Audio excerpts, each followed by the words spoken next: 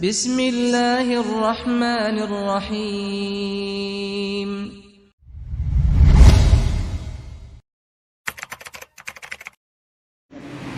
Bismillahirrahmanirrahim. Assalamualaikum warahmatullahi wabarakatuh.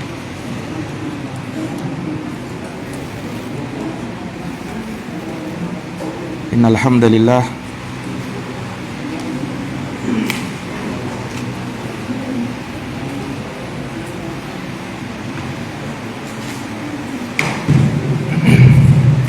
Assalamualaikum warahmatullahi wabarakatuh.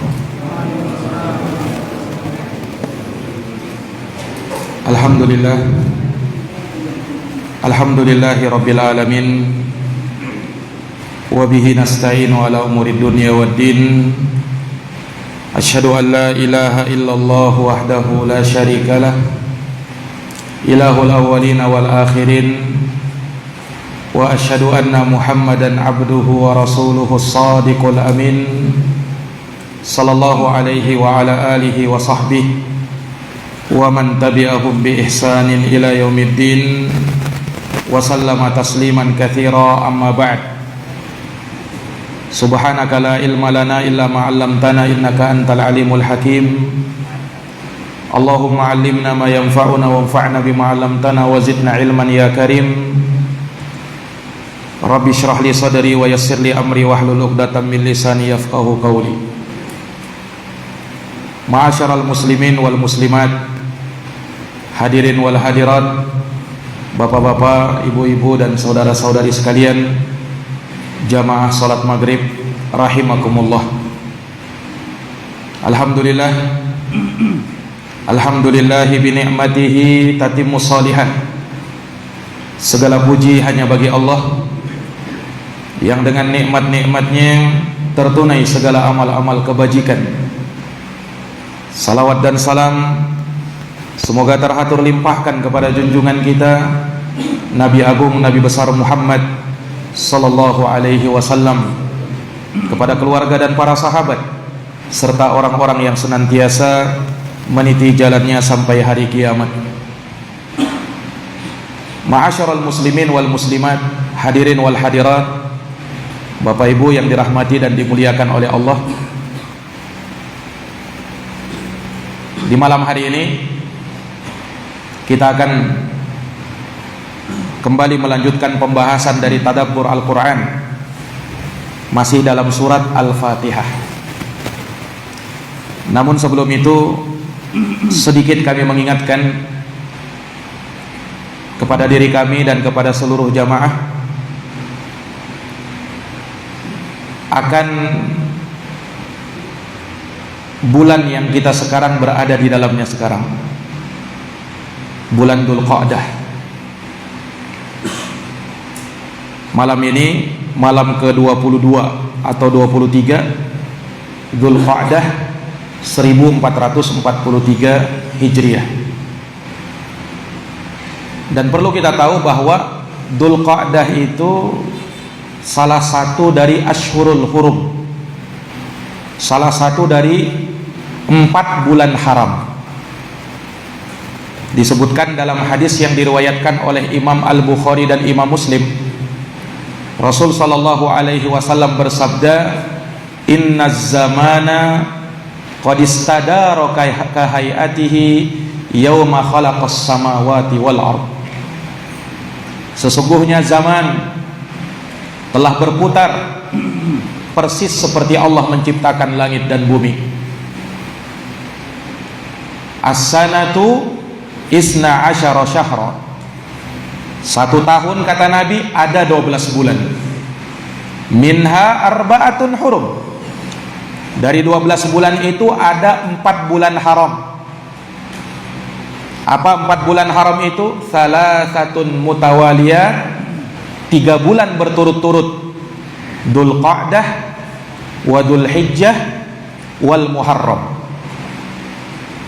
wa Rajabun Mudhar, dan yang keempat adalah bulan Rajab. Bulan Rajabnya kabilah Mudhar, ma baina Jumada wa Sya'ban. Itulah bulan yang terletak antara Jumadal Akhir dan bulan Sya'ban. Di tengahnya bulan Rajab. Nah, inilah 4 bulan haram. Dinamakan sebagai bulan haram kenapa? Karena dia memiliki hurmah, kehormatan yang lebih daripada bulan-bulan yang lainnya. Maka disebut dia bulan haram. Dan Allah secara khusus mengatakan fala tazlimu fihinna anfusakum. Maka jangan sekali-kali kalian berbuat zolim di 4 bulan haram itu. Secara khusus Allah Subhanahu wa ta'ala larang berbuat zolim di 4 bulan haram itu. Ya, padahal kita paham bersama yang namanya kezoliman itu haram walaupun dilakukan di selain bulan haram. Tapi kenapa diingatkan jangan kalian berbuat zolim di 4 bulan haram itu? Sebab kezoliman yang terjadi di 4 bulan haram itu lebih besar dosanya ketimbang kezoliman di selain bulan haram. Nah, ini kita bulan Dzulqa'dah berada di bulan haram. Dzulqa'dah disebut dengan Dzulqa'dah. Kenapa dia Dzulqa'dah? Dzulqa'dah itu bahasa Arab, Pak. Bukan bahasa Indonesia itu, bahasa Arab itu. Dari kata zu dengan al-qa'dah. Secara bahasa maknanya pemilik tempat duduk. Nah, mungkin baru dengar kita. Dzulqa'dah artinya pemilik tempat duduk. Kenapa bisa dinamakan Dzulqa'dah itu pemilik tempat duduk? Apa hubungannya? Nah, kata para ulama, ini kaitannya dengan kebiasaan orang Arab jahiliyah dulu. Di mana orang Arab jahiliyah dulu mereka sangat mengagungkan bulan Dzulqa'dah ini. Istilahnya sekarang mereka keramatkan bulan ini. Bulan keramat ini menurut orang-orang Arab jahiliyah dulu. Makanya mereka takut keluar rumah di bulan ini. Mereka tidak berani safar di bulan ini. Apalagi sampai keluar untuk berperang. Oh, mereka paling pantangan itu. Maka apa yang mereka lakukan? Mereka duduk di rumah-rumah mereka di bulan Dzulqa'dah. Maka daripada itu Dzulqa'dah dinamakan Dzulqa'dah, yaitu orang yang mengambil tempat duduknya. Kaitannya dengan orang Arab dulu. Mereka keramatkan bulan ini, maka mereka jadikan sebagai bulan keramat. Mereka tidak berani keluar. Ngeri bulan ini. Tapi itu menurut orang Arab jahiliyah dulu. Islam datang mentakrir bahwasanya bulan Dzulqa'dah adalah bulan haram, bulan terhormat, bulan yang mulia. Tidak boleh melakukan perang di bulan ini, tidak boleh melakukan jihad di bulan ini, walaupun boleh saja kalau mau safar. Jangan dijadikan sebagai bulan keramat juga, jangan. Itu kebiasaan orang Arab jahiliyah dulu. Dibatalkan di dalam Islam, tetapi keagungannya, kemuliaannya, kehormatannya tetap ada di bulan Dzulqa'dah. Ini para jamaah sekalian yang dirahmati dan dimuliakan oleh Allah. Makanya dari keagungan bulan ini Rasulullah Shallallahu Alaihi Wasallam berumrah di bulan Dzulqa'dah. Nabi, Pak, perlu diketahui, setelah beliau berhijrah ke Madinah, beliau hanya sempat melakukan umrah 4 kali aja. Karena beliau sibuk di Madinah. 4 kali aja Nabi SAW sempat umrah setelah beliau hijrah ke Madinah. Ada namanya Umratul Hudaybiyah, ada namanya Umratul Qadha, ada namanya Umratul Hunain, dan yang terakhir Umratul Hajj. Nah, 4 bulan ini yang Nabi SAW umrah, ternyata 4-4-nya di bulan Dzulqa'dah. Nah, tentunya Nabi tidaklah memilih bulan ini kecuali memang punya keutamaan dia, bulan Dzulqa'dah. Nah, ini para jamaah yang dirahmati dan dimuliakan oleh Allah. Nah, di satu sisi bulan Dzulqa'dah itu bulan yang mulia, sebab di bulan ini banyak orang-orang yang lalai. Karena dia diapit di antara 2 bulan, yang 2 bulan itu adalah bulan hari raya bagi kaum muslimin, Syawal dan Dzulhijjah. Syawal Idul Fitri, Dzulhijjah Idul Adha. Di tengah-tengah antara 2 bulan itu, itulah bulan Dzulqa'dah. Banyak orang yang lalai di bulan ini, bahkan mungkin tak sadar kalau sekarang dia berada di bulan Dzulqa'dah. Nah, para jamaah sekalian yang dirahmati dan dimuliakan oleh Allah, ketika kita mampu beramal di saat manusia-manusia banyak lalai, kita mampu beramal, maka keutamaannya lebih di sisi Allah Subhanahu wa ta'ala. Ini para jamaah sekalian yang dirahmati oleh Allah. Makanya itulah kenapa rahasia Rasul Shallallahu Alaihi Wasallam menyebutkan keutamaan doa masuk pasar itu. Kan kata Nabi, man dakhala suqa, siapa yang masuk pasar lalu dia berdoa, membaca zikir la ilaha illallah wahdahu la syarikalah lahul mulku wa lahul hamdu yuhyi wa yumitu wa huwa hayyun la yamutu biyadihil khair wa huwa ala kulli syai'in qadir. Kalau dia masuk pasar baca doa itu, kata Nabi, kataballahu lahu alfa alfi hasanah wa maha anhu alfa alfi sayyi'ah. Allah hapuskan darinya 1000 kali 1000. Allah hapuskan darinya 1000 kali 1000 kejelekan. Dan Allah angkat derajatnya, berikan pahala untuknya sebanyak 1000 kali 1000 kebaikan.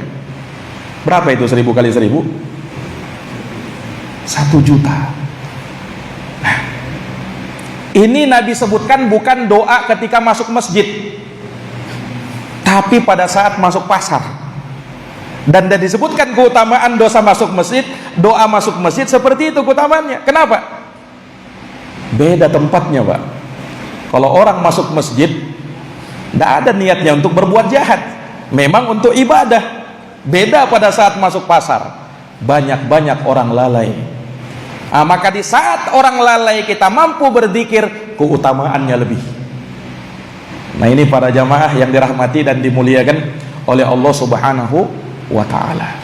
Bulan Dzulqa'dah adalah bulan haram, bulan yang kita harus menjaga kesucian dan kehormatan bulan ini.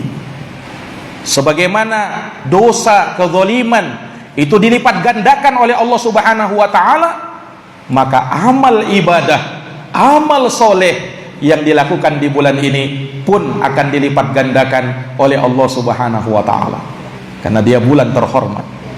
Nah, apalagi kalau nanti kita masuk bulan Dzulhijjah, itu lebih besar lagi keutamaannya itu. 10 pertama bulan Dzulhijjah, besar sekali keutamaannya itu. Sampai kata Nabi dalam hadis riwayat Imam Bukhari dari sahabat Ibnu Abbas radhiyallahu anhuma, ma min ayyamin al-amalu salih fihinna ahabbu ilallah min hadhil ayyamil ashar. Tidak ada satupun hari, kata Nabi, yang amal saleh lebih dicintai oleh Allah Subhanahu wa ta'ala melebihi amal soleh yang dilakukan di 10 hari pertama bulan Dzulhijjah. Mendengarkan itu, sahabat bertanya kepada Nabi, ya Rasulullah, walal jihadu fi sabilillah, bahkan tidak bisa mengalahkan jihad di jalan Allah? Kata Rasulullah, bahkan jihad fi sabilillah belum bisa mengalahkannya. Bayangkan, orang berjihad itu kan sudah luar biasa, tapi kata Nabi, amalan jihad belum bisa mengalahkan amalan yang dilakukan di 10 hari pertama bulan Dzulhijjah. Masuk mulai tanggal 1 Dzulhijjah sampai tanggal 10 Dzulhijjah. Jamaah yang dirahmati dan dimuliakan oleh Allah. Nah, keutamaannya ini semakin besar ketika mendekati tanggal 9 Dzulhijjah, hari Arafah berarti. Nah, puasa Arafah kata Nabi apa? Yukaffiru sanatal madiyah wal baqiyah, menghapuskan dosa 2 tahun lalu dan tahun akan datang. Dosa dihapuskan. Kemudian di tanggal 10-nya Yaumun Nahri, hari penyembelihan yang disebut dengan Yaumul Hajjil Akbar, hari yang paling utama ketika matahari terbit di hari itu. Kalau mungkin kita tahu, Pak, bahwasanya malam Lailatul Qadar itu malam yang paling utama, maka siangnya, hari yang paling utama dari seluruh hari-hari yang ada dari perputaran selama 1 tahun adalah Yaumul Hajjil Akbar, hari tanggal 10 Dzulhijjah. Ini para jamaah yang dirahmati dan dimuliakan oleh Allah. Ini sebagai pengingat karena kita berada di bulan Dzulqa'dah sekarang. Kaum muslimin dan muslimat, jamaah salat maghrib yang berbahagia, melanjutkan pelajaran dari tafsir atau tadabbur Quran yang mana kita ambil dari surat Al-Fatihah. Dan ini adalah ayat yang terakhir yang akan kita bahas di kesempatan malam hari ini. Para jamaah yang dirahmati dan dimuliakan oleh Allah, di ayat sebelumnya Allah Subhanahu wa taala menyebutkan dalam surat yang agung ini doa permintaan, ihdinas siratal mustaqim, tunjukilah kami jalan yang lurus. Kemudian Allah rinci jalan yang lurus itu, siratal ladzina an'amta alaihim, yaitu jalan orang-orang yang engkau anugerahkan nikmat atas mereka. Jalan orang-orang yang engkau anugerahkan nikmat atas mereka. Sudah kita jelaskan juga bahwa jalan ini adalah jalan yang ditapaki oleh para nabi, para siddiqin, para syuhada, dan orang-orang soleh. 4 golongan manusia terbaik di dunia ini. Al-anbiya, para nabi, masuk di dalamnya para rasul. As-siddiqun, para siddiqin, pimpinannya adalah Abu Bakar As-Siddiq. Was-salihin, orang-orang soleh yang merupakan wali-wali Allah Subhanahu wa taala. Was-syuhada was-salihin, dan para syuhada, orang-orang yang mati syahid, dan orang-orang soleh. Itulah as-sirat al-mustaqim, siratal ladzina an'amta alaihim, jalan orang-orang yang engkau anugerahkan nikmat atas mereka. Ini golongan yang pertama. Jadi setelah Allah Subhanahu wa taala sebutkan ihdinas siratal mustaqim, maka di situ manusia terbagi menjadi 3 golongan. Golongan yang pertama, an'amta alaihim, yaitu golongan orang-orang yang engkau anugerahkan nikmat atas mereka. Jalannya para nabi, para siddiqin, para syuhada, dan orang-orang soleh. Golongan kedua, itu yang disebutkan dalam lanjutan ayat, ghairil maghdubi alaihim, bukan jalan orang-orang yang engkau murkai atas mereka. Yang ketiga, waladdallin, dan bukan pula jalan orang-orang yang tersesat. 3 golongan manusia. Golongan pertama sudah kita bahas di pertemuan sebelumnya. Kita akan bahas golongan kedua dan golongan ketiga ini.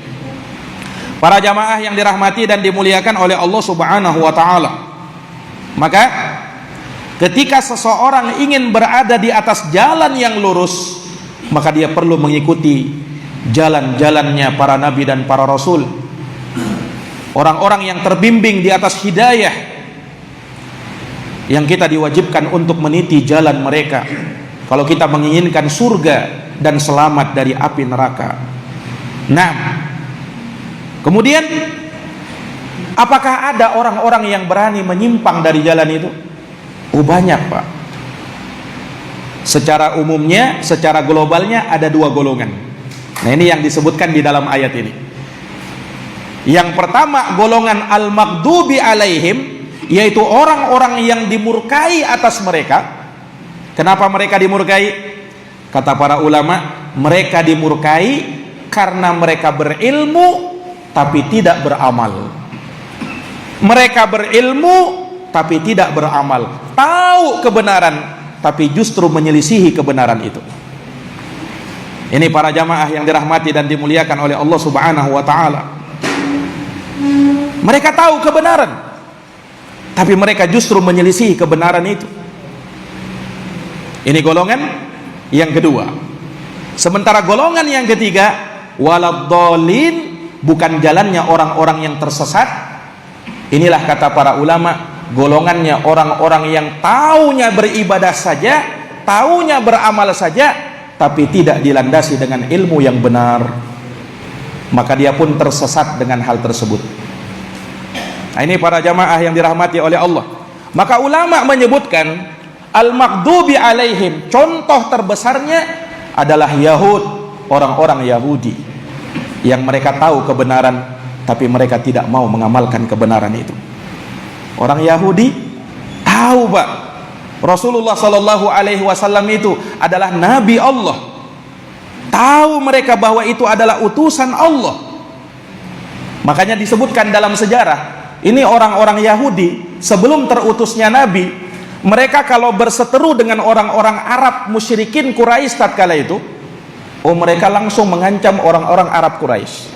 Kalian tunggu saja, kata mereka. Dekat sudah zamannya ini akan terutus Nabi akhir zaman.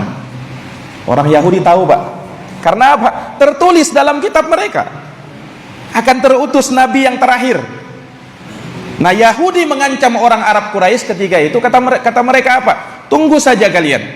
Kalau terutus Nabi akhir zaman, kami akan bersama dia akan memerangi kalian. Ancamannya orang-orang Yahudi. Maka mereka nantikan itu kedatangan Nabi itu. Tapi mereka salah, mereka keliru. Mereka menyangka bahwa Nabi yang terakhir ini berasal dari Bani Israel. Itu harapan mereka, karena para nabi dan para rasul sebelumnya itu dari kalangan Bani Israel sampai Nabi Isa alaihissalam, nabinya Bani Israel. Mereka harap-harap juga Nabi yang terakhir ini dari kalangan Bani Israel, tapi ternyata Allah menguji mereka. Bukan dari golongan mereka, bukan dari suku mereka, justru dari suku musuh mereka, orang Arab Quraisy. Terutuslah Nabi Muhammad Sallallahu Alaihi Wasallam.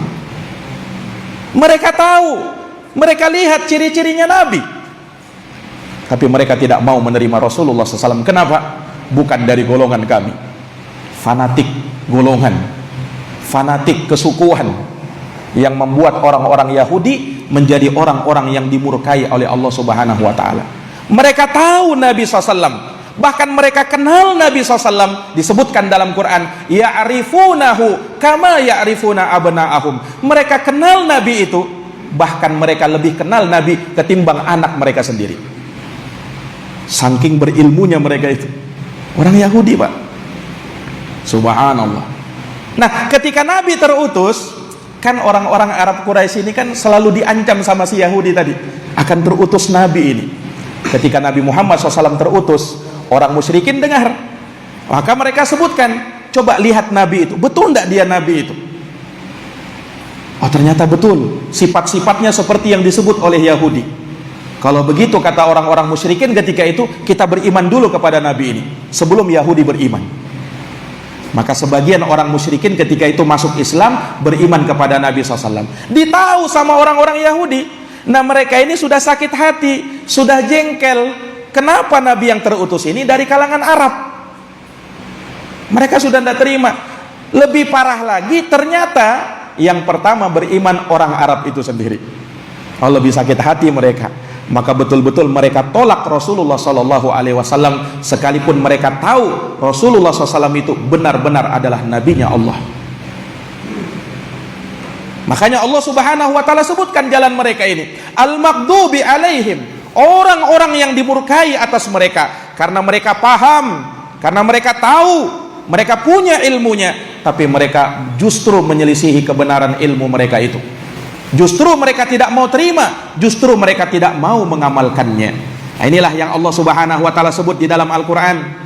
Walamma ja'ahum kitabum min indillah musaddiqan lima ma'ahum wa kanu min qablu yastaftihuna 'alal ladina kafaru falamma ja'ahum ma'arafu kafaru bih fala'natullahi 'alal kafirin. Allah Subhanahu Wa Taala ceritakan dalam ayat ini, tatkala datang kepada mereka Al-Quran yang bersumber dari sisi Allah Subhanahu Wa Taala, yang membenarkan apa yang ada bersama mereka dari kitab Taurat, dan mereka dulu sempat mengancam orang-orang Arab Quraisy, akan datang, kata mereka, seorang nabi yang akan membela kami, yang akan kami beriman kepadanya, kemudian kami akan perangi kalian. Tapi tatkala nabi itu datang, kafaru bih, mereka kafir dengan nabi tersebut, fala'natullahi 'alal kafirin, maka laknat Allah kepada orang-orang kafir yang ingkar itu. Ini para jamaah yang dirahmati dan dimuliakan oleh Allah Subhanahu wa taala. Nah, karena perbuatan mereka, karena ulah mereka, karena pengingkaran mereka, karena kekafiran mereka kepada Rasulullah Muhammad sallallahu alaihi wasallam. Para jamaah yang dirahmati dan dimuliakan oleh Allah, makanya orang-orang Yahud itu disebutkan di ayat yang Allah ulang-ulang di dalam Al-Qur'an. Bagaimana Allah sifatkan mereka dengan al-maghdubi alaihim. Seperti firman Allah Subhanahu wa taala juga, ya ayyuhalladzina amanu la tatawallaw qauman ghadiballahu alaihim qad ya'isu minal akhirati kama ya'isal kuffaru min ashabil qubur. Kata Allah Subhanahu wa taala, hei orang-orang yang beriman, jangan sekali-kali kau jadikan orang-orang yang dimurkai oleh Allah, Yahudi, sebagai teman-temanmu, sebagai pelindung-pelindungmu, sebagai pimpinan-pimpinanmu. Jangan, sebab mereka ini adalah orang-orang yang telah berputus asa dari negeri akhirat. Ini para jamaah yang dirahmati oleh Allah. Jadi Allah Subhanahu wa taala sifatkan mereka sebagai orang-orang yang al-maghdubi alaihim. Dalam ayat yang lain, qul hal unabbiukum bi syarrin min dzalika mathubatan indallah man la'anahu Allah wa ghadiballahu alaihi wa ja'ala minhumul qiradata wal khanazir wa 'abadat taghut ulaika syarrun makanan wa adallu an sawa'is sabil. Ini juga tentang orang Yahudi ini. Katakan wahai Muhammad, inginkah kukabarkan kepada kalian tentang balasan yang paling buruk di sisi Allah? Itulah orang yang dilaknat oleh Allah. Allah murka kepada dia, orang Yahudi, dan Allah jadikan mereka al-qiradata wal khanazir, maaf, kera-kera dan babi-babi. Ini kutukan Allah Subhanahu wa taala kepada mereka. Dan ini ayat ya, bukan main-main. Allah Subhanahu wa taala kutuk mereka seperti itu di masa itu. Kenapa mereka sampai dikutuk seperti itu? Karena mereka telah melanggar kemuliaan Yaumus Sabat, hari Sabtu yang mulia pada waktu itu. Di syariatnya Nabi Musa alaihi salam, di mana di syariat mereka hari Sabtu tidak boleh mereka melakukan aktivitas, tidak boleh mereka mengambil ikan di sungai, di laut, tidak boleh. Kenapa? Ini hari yang dimuliakan, hari Sabtu pada waktu itu. Nah, Allah Subhanahu wa taala menguji orang-orang Yahudi, menguji keimanan orang Yahudi. Justru di hari Sabtu ikan-ikan itu pada bermunculan ke daratan, ke permukaan air. Mereka lihat, oh justru hari Sabtu yang muncul, sementara hari-hari yang lain ikan itu di bawah. Bagaimana ini? Allah Subhanahu wa taala larang kita untuk mengambil ikan di hari Sabtu. Maka mereka pun membuat hilah, tipu daya, tipu muslihat. Apa yang mereka lakukan? Mereka buat ya kayak semacam jaring-jaring di hari Jumat. Mereka pasang di hari Jumat. Pada saat hari Sabtu ikan naik, terjaringlah ikan itu. Hari apa mereka ambil? Hari Ahadnya mereka ambil. Dapatlah mereka ikan banyak. Nah, inilah hilah yang menyebabkan Allah murka kepada mereka. Allah kutuk menjadi qiradata wal khanazir, kera-kera dan babi-babi. Nauzubillahi min zalik. Gara-gara mempermainkan hukumnya Allah Subhanahu wa taala. Para jamaah yang dirahmati dan dimuliakan oleh Allah, maka inilah al-maghdubi alaihim, golongan orang-orang yang Allah Subhanahu wa taala murkai. Sementara golongan yang kedua, ad-dhalin, inilah mereka yang beramal, beribadah tapi tidak dibangun di atas ilmu yang benar, sehingga dia beribadah kepada Allah Subhanahu wa taala di atas kejahilan. Dan ini Allah Subhanahu wa taala ibaratkan persis seperti jalannya orang-orang Nasara. Mereka memperbanyak ibadah, memperbanyak amalan, sementara mereka tidak tahu apa yang mereka amalkan itu. Mereka tidak tahu ilmu dari apa yang mereka amalkan itu. Akhirnya mereka pun binasa juga, tersesat dan menyesatkan orang lain. Ini para jamaah sekalian. Makanya mereka ini dicela karena sifatnya seperti ini. Beribadah bagus, beramal bagus. Tapi kalau amal kamu, ibadah kamu tidak dibangun di atas ilmu yang benar, amal kamu, ibadah kamu bisa tertolak. Man amila amalan laisa alaihi amruna fahuwa raddun. Dalam hadis sahih riwayat Muslim, barang siapa yang beramal suatu amalan tidak dibangun di atas ilmu yang benar, maka amal tersebut mardud, tertolak. Makanya jangan sekedar beramal, amalnya harus dibangun di atas ilmu. Ada salah seorang sahabat datang sholat, sementara Nabi SAW sedang duduk-duduk bersama sahabat. Sholat sahabat ini datang kepada Nabi SAW. Kata Nabi apa? Irji fasolli fa innaka lam tusol. Kamu kembali, kamu sholat lagi, kamu itu belum sholat, kata Nabi. Akhirnya orang ini kembali lagi sholat. Sholat dia 2 rakaat. Selesai sholat dia datang kepada Nabi. Kata Nabi apa? Irji fasolli fa innaka lam tusol. Kamu kembali lagi, kamu sholat lagi, kamu belum sholat. Orang ini kan heran, loh, tadi saya sudah sholat, tapi Nabi yang perintahinnya sudah saya sholat lagi. Betul-betul dia sholat itu 2 rakaat. Setelah dia selesai sholat, dia datang kepada Nabi. Apa kata Nabi? Irji fasolli fa innaka lam tusol. Kamu kembali lagi, kamu belum sholat. Akhirnya orang ini bilang, ya Rasulullah, itu tadi sholatku tadi yang paling hebat itu ya Rasulullah. Tidak bisa lagi aku lebih daripada itu. Alimnas sholah, ajarkan kepadaku ya Rasulullah bagaimana cara sholat yang benar. Maka Nabi pun mengajari tata cara sholat yang benar. Sallu kama ra'aitumuni usolli. Sholatlah kamu sebagaimana kamu melihat aku sholat. Nah, ini para jamaah yang dirahmati dan dimuliakan oleh Allah Subhanahu wa ta'ala. Iya, jadi bukan masalah niatnya saja, tapi masalah niatnya dan amalannya. Niatnya harus benar, amalannya juga harus benar. Para jamaah yang dirahmati dan dimuliakan oleh Allah Subhanahu wa ta'ala. Nah, inilah yang menyebabkan mereka binasa. Mungkin pernah kita mendengar hadis tentang pembunuh 100 nyawa itu. Ada orang yang membunuh 99 orang.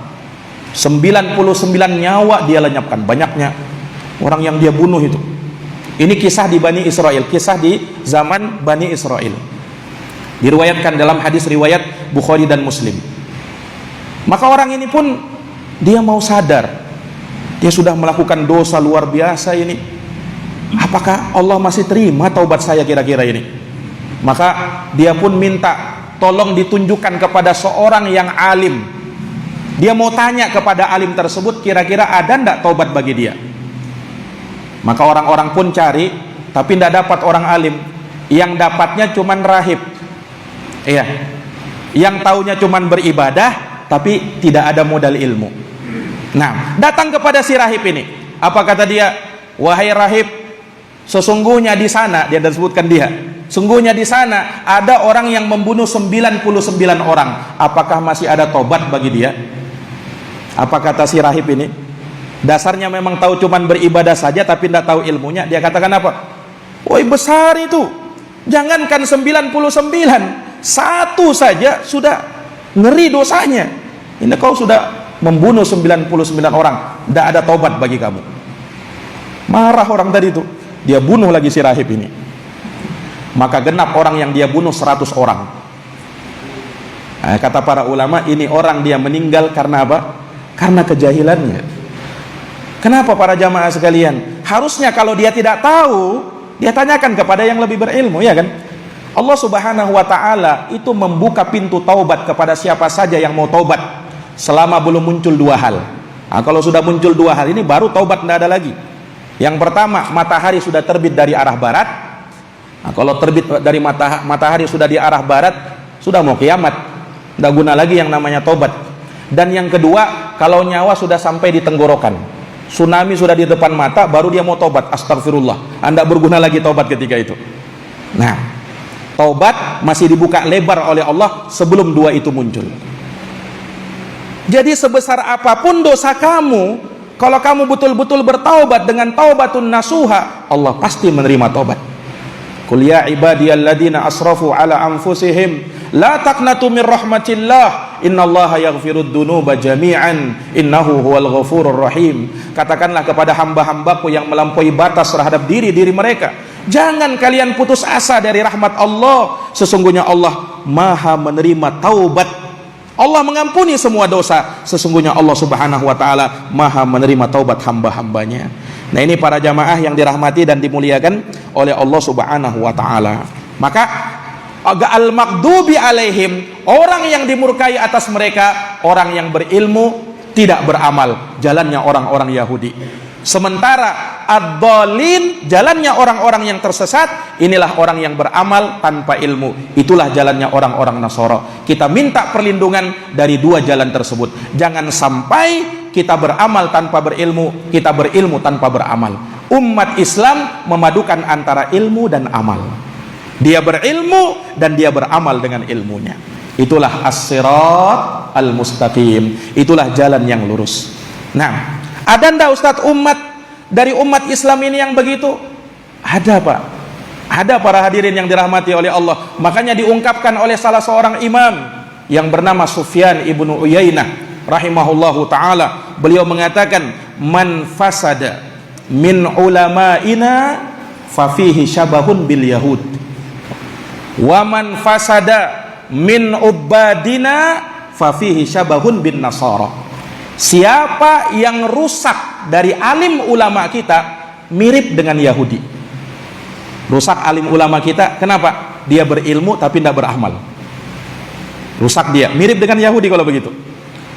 Wa man fasada min ubadina fafihi syabahun bin nasara. Dan siapa yang rusak dari ahli ibadah kita, mirip dengan orang-orang Nasara yang beramal tanpa ilmu. Ada ndak yang seperti ini? Oh, banyak. Sudah tahu ilmunya, tapi justru dia selisihi ilmunya itu. Kaum muslimin, tahu ndak hukum sholat 5 waktu? Wajib hukumnya, tahu kan? Tapi ada ndak yang ninggalin? Ada. Berarti berilmu tidak beramal. Tahu bahwa sholat itu wajib, tahu bahwa sholat 5 waktu itu harus dikerjakan, wajib hukumnya, tapi dia tinggalkan. Inilah contoh orang yang berilmu tidak beramal. Tahu bahwa birrul walidain, berbakti sama orang tua itu wajib, tapi ada ndak orang yang durhaka sama orang tuanya? Ada. Berarti berilmu tanpa beramal. Tahu bahwa riba itu haram, tahu dia, tapi ada ndak pada hari ini orang yang makan riba di antara kaum muslimin atau bermuamalah dengan muamalah riba?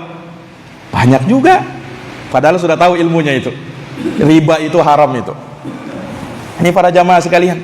Demikian pula tahu bahwasanya jilbab itu wajib bagi wanita muslimat. Ada ndak kaum muslimat yang belum pakai jilbab padahal tahu ilmunya? Oh, banyak juga. Inilah orang yang berilmu tapi tidak beramal. Apa hukumannya?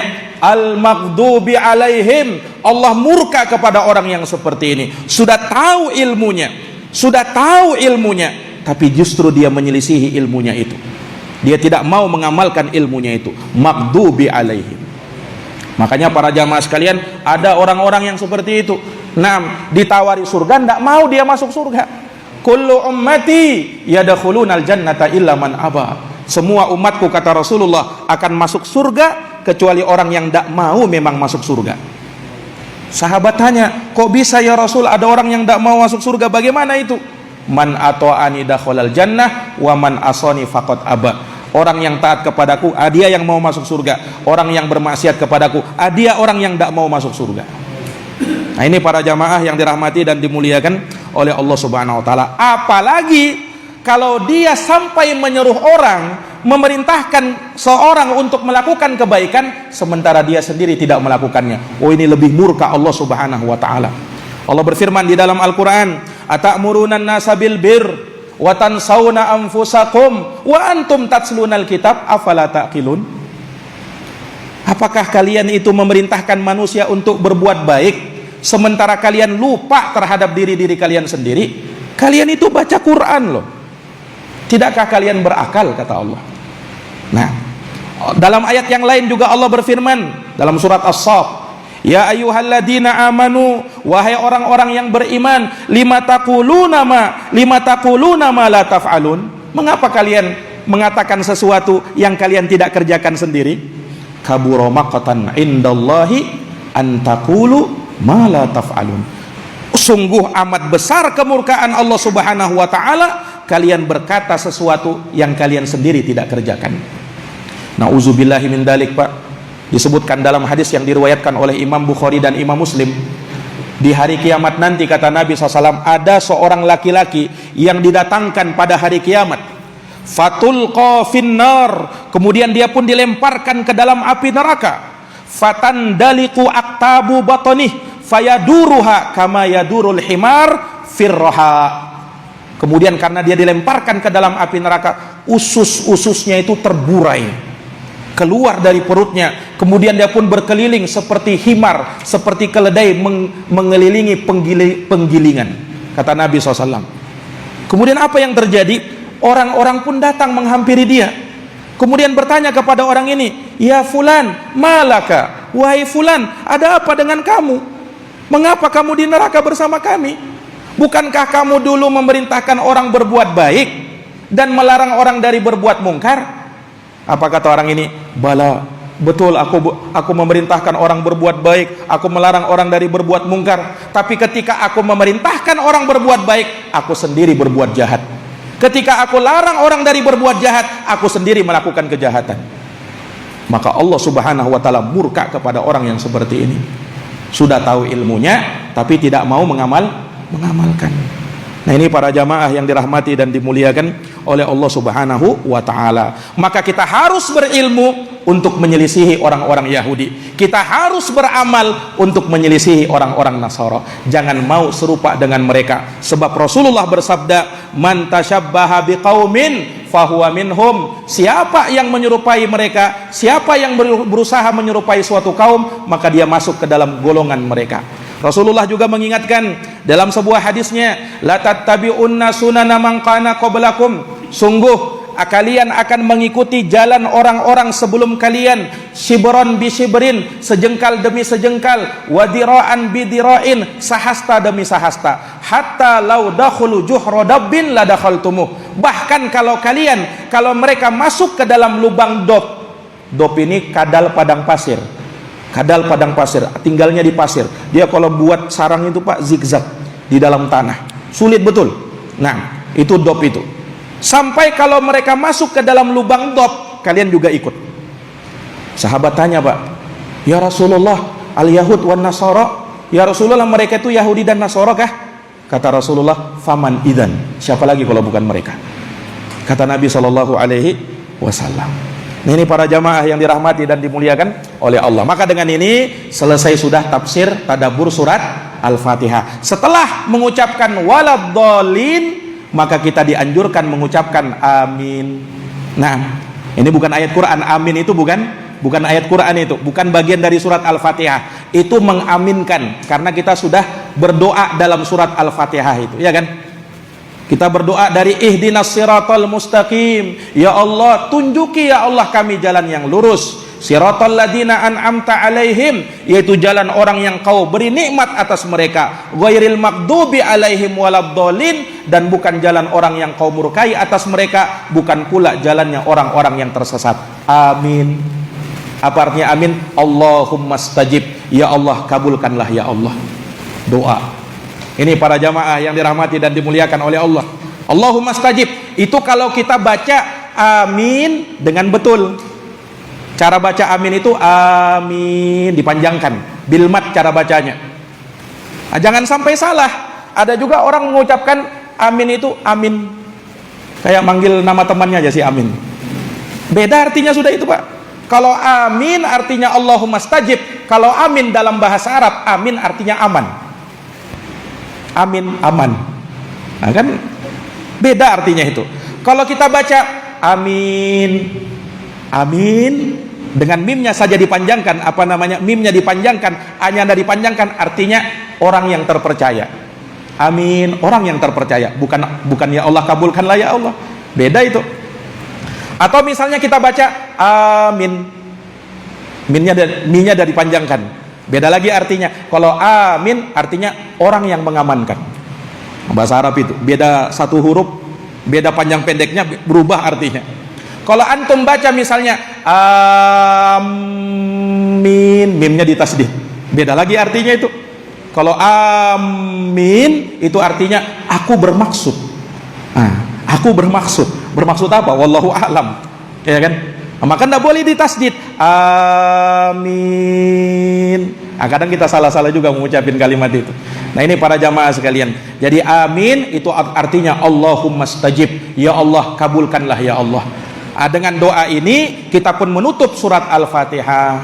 Nah, yang mana dengan itu kita harapkan semoga doa kita, permohonan kita dikabulkan oleh Allah Subhanahu wa taala. Para hadirin yang dirahmati dan dimuliakan oleh Allah Subhanahu wa taala, mungkin demikian yang bisa kami paparkan dari tadabbur surat Al-Fatihah. Naam, sampai pada akhir ayat walhamdulillahirabbil alamin.